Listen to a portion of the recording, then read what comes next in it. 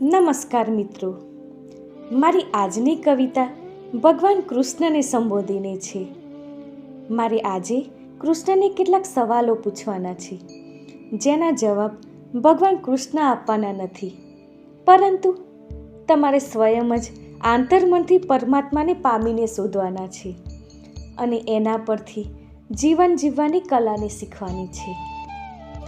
કવિતાનું શીર્ષક છે હે માધવ બોલને.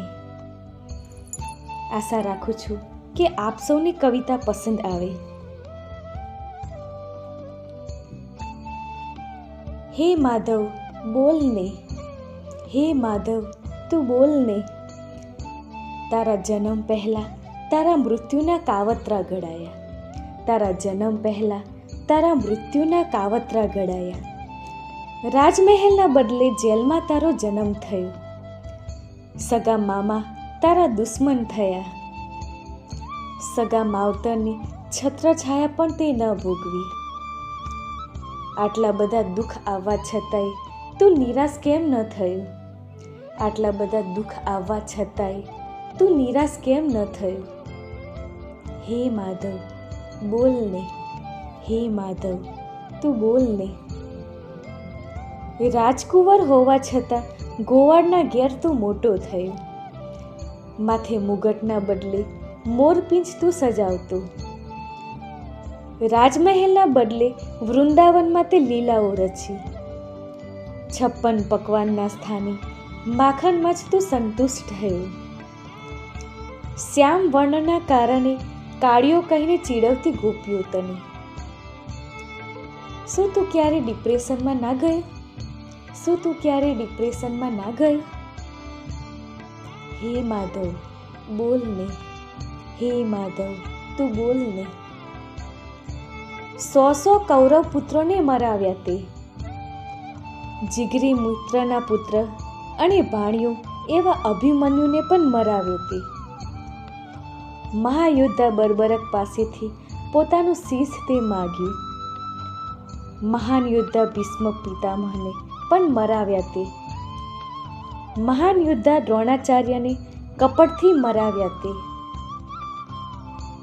વચનોથી બંધાયેલા એવા કંસને ન છોડ્યો તે.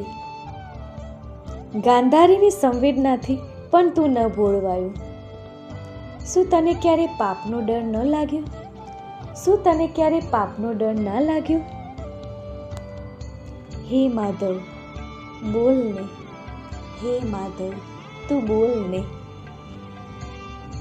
ભગવાન હોવા છતાં તું રાધાને ન પામી શક્યો.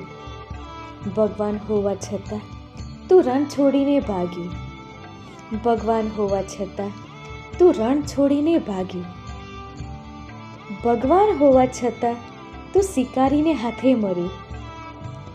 ભગવાન હોવા છતાં તારા કુળનો નાશ થયો.